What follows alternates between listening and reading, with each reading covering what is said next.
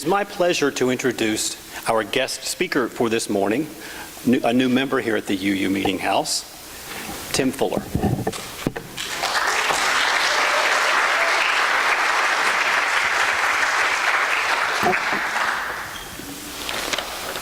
Good morning. Get this. Can you hear me? Great.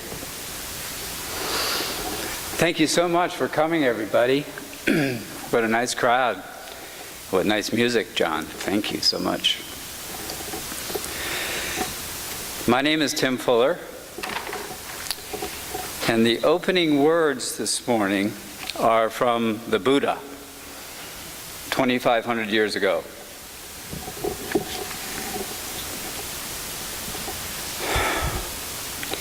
In this world, hate never yet dispelled hate. Only love dispels hate.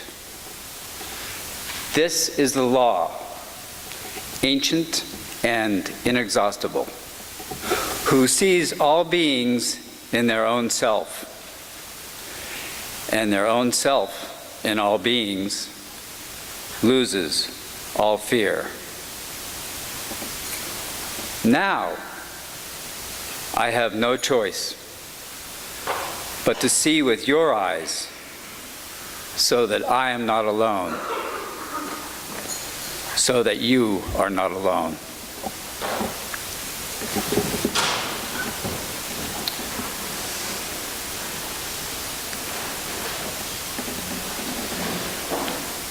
Well, good morning again.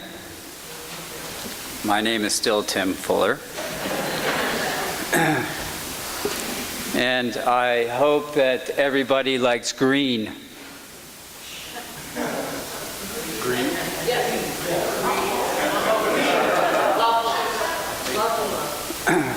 Or maybe I'll ask it this way.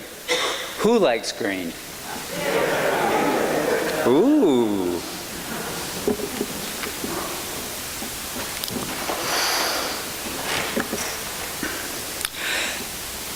The year was 1969, and I was standing in a UU pulpit, much like this.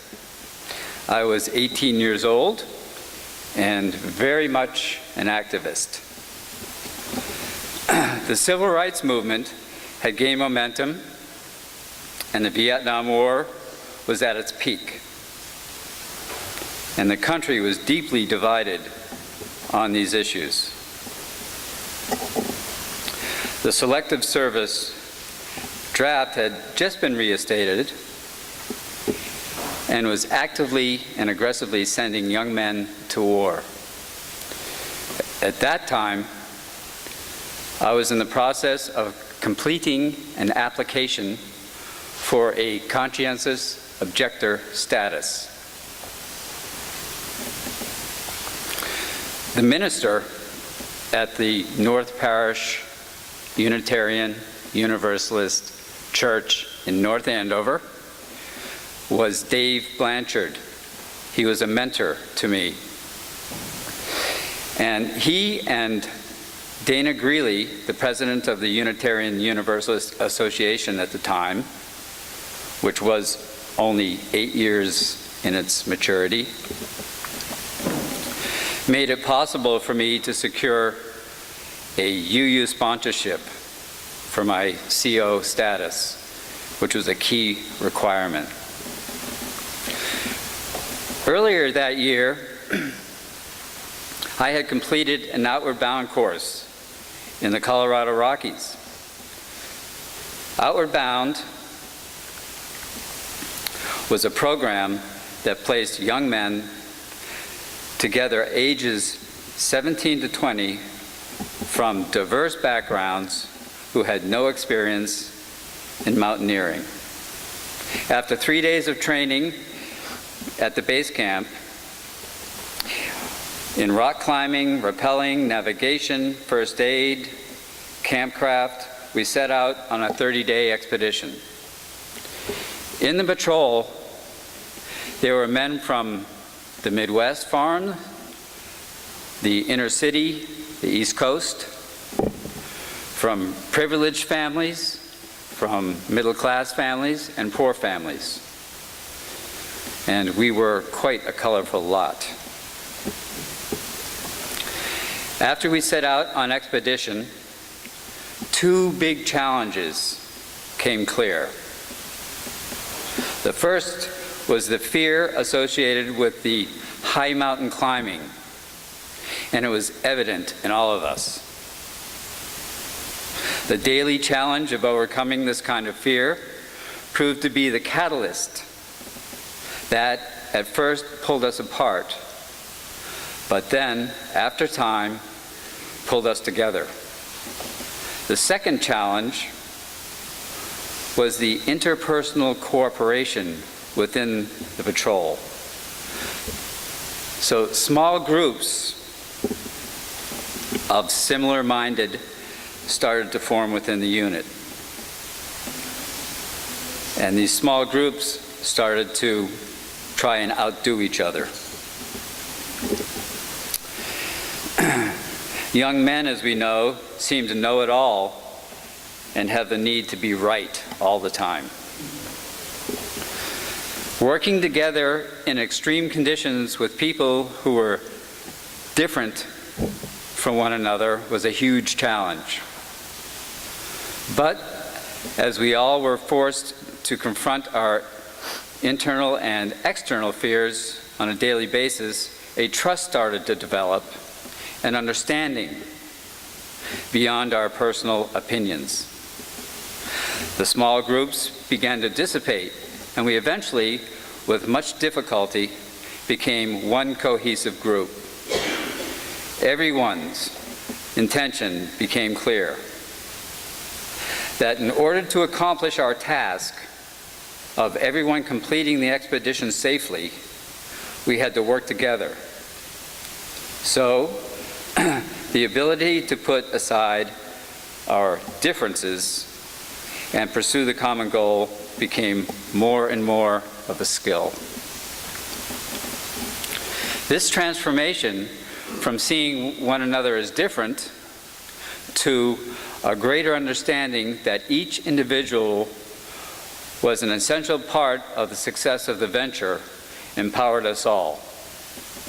This experience affected me in a profound way. It was the first time that I realized that different people with different views and different ways of life could come to understand the inherent worth and dignity of one another. I realized then we all need each other in this life, that diversity is necessary.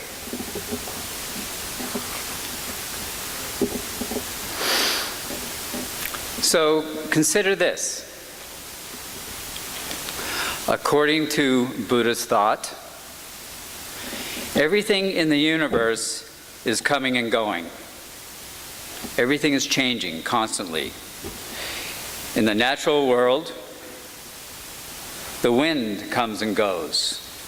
The tide comes and goes. Daylight comes and goes. Plants, seasons, our bodies come and go, ever changing. But also our thoughts come and go. Our feelings come and go. Our emotions come and go. Situations and events come and go. Our attitudes and our opinions come and go. So, the nature of everything is transient. For example, when two people fall in love, and many of us have done that, there's the honeymoon period where nothing can go wrong. Everything is love. There is nothing else. But as time goes on, this love changes. And so it has to be either reinvented within the relationship or not. But the important thing is to understand is that it changes.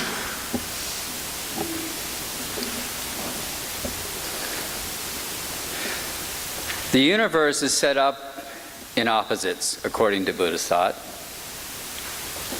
Light and dark, man, woman, hot, cold, east, west, good, bad. Our perception thinking comes in opposites. This is right, this is wrong. I like this, I don't like that. I want this, I don't want that. If we like something, we want to hold it so it doesn't change. But everything is coming and going. So dissatisfaction comes. This is picking and choosing mind. If we don't like something, we resist it, or we want to fix it, or control it, or change it. But everything is coming and going. So once again, dissatisfaction comes. So we can see that with this kind of thinking, all of our experiences have the seed of dissatisfaction in them, both positive and negative. According to Buddhist thought, there are two realities.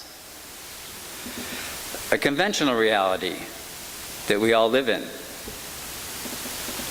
where we pick and choose constantly in doing our planning, at our job, deciding what we're going to eat. I like vanilla, not chocolate. Not good, not bad, but this is conventional reality. And if we know that we're doing it, if we know that we are picking and choosing in our conventional mode, noticing this is key. Then there is the ultimate reality, or the truth. And as the Dalai Lama teaches, all human beings suffer at some point in their life from negative emotion. And all human beings have the innate desire to be happy.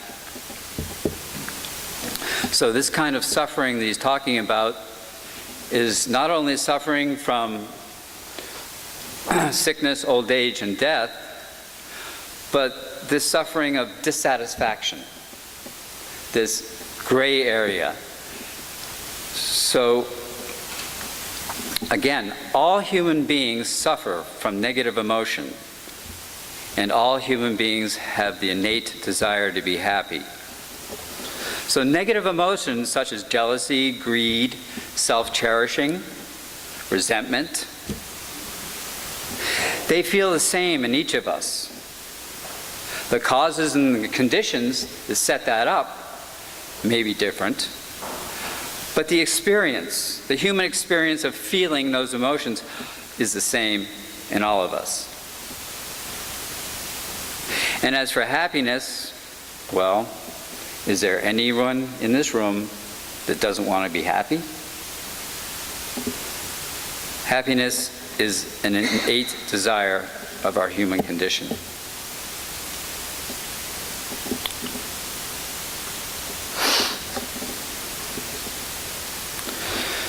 We all may appear to be different with our mental dispositions, our personality, or how we look, or how we speak. But when we look deeper, we see that we are not different.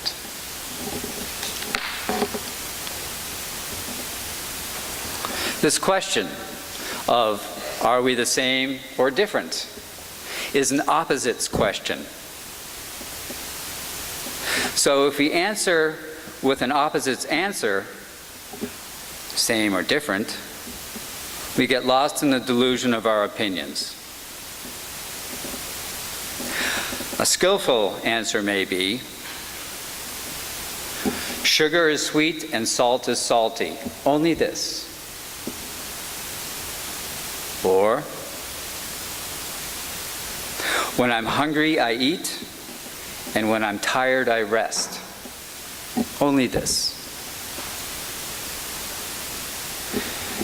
In the spring, the songbirds arrive and build their nests. In the fall, the geese fly south.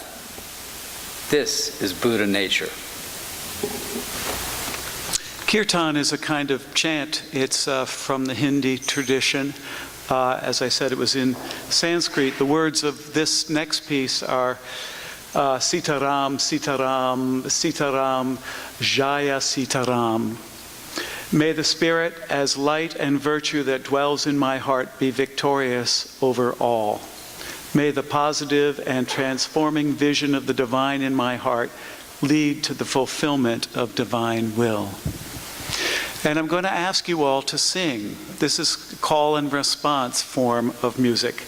But before I get into that, I should say that what Diane and I are playing are called harmoniums. They're like small organs. I'm sure you've all seen Victorian parlor organs where they have two little pedals that you pump to get the bellows filled up. And this is a small version that they would carry with them to prayer meetings. And sometimes, frequently, they take them on boats with them. See people who are going out to sea would have this instrument. It's kind of like a large accordion. I'm sure you all love accordion music. So this is call and response. I will sing a phrase and then I invite you to sing it back. It's in Sanskrit, so who knew that you'd be singing in Sanskrit this morning? Thank you, Tim. It was his idea. So please sing out. You were given voices, so this is a real good time to use them. Open the mouths, make some kind of sound. If you were told never to sing, this is your opportunity.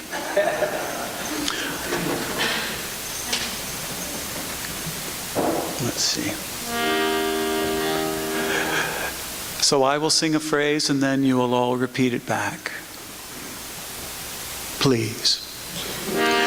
Shri Ram, Jai Ram, Jai Jai Ram. Shri Ram, Jai Ram, Jai Jai Ram. Everybody. Shri Ram, Jai Ram, Jai Jai Ram. Shri Ram, Jai Ram, Jai Jai Ram. Shri Ram, Jai Ram, Jai Jai Ram. Shri Ram, Jai Ram, Jai Jai Ram. Now you. Shri Ram, Jai Ram, Jai Jai Ram. Shri Ram, Jai Ram, Jai Jai Ram. Sitaram, Sitaram, Sitaram, Sitaram, Sitaram, Sitaram, Sitaram, Sitaram, Sitaram, Sitaram, Sitaram, Sitaram, Sitaram, Sitaram, Sitaram, Sitaram. Sitaram, Sitaram, Sitaram, Sitaram, Sitaram, Sitaram, Sitaram, Sitaram, Sitaram, Sitaram, Sitaram, Sitaram, Sitaram. Now a little faster. Sitaram. Shri Ram, Jai Ram, Jai Jai Ram. Shri Ram, Jai Ram, Jai Jai Ram. Everybody. Shri Ram, Jai Ram, Jai Jai Ram.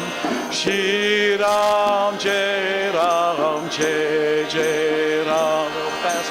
Shri Ram, Jai Ram, Jai Jai Ram. Shri Ram, Jai Ram, Jai Jai Ram. Shri Ram, Jai Ram, Jai Jai Ram. Shri Ram, Jai Ram, Jai Jai Ram.